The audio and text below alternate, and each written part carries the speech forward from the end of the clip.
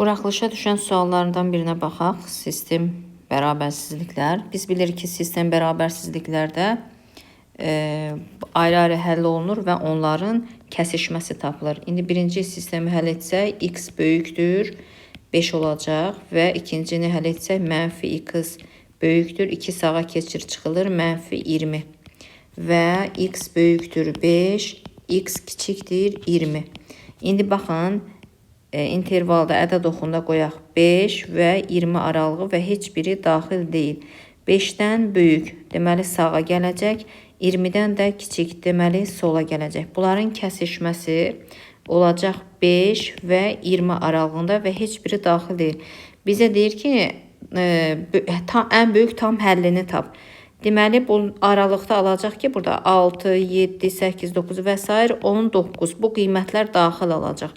Onda ən böyük tam həlli də D bəndi 19 olacaq.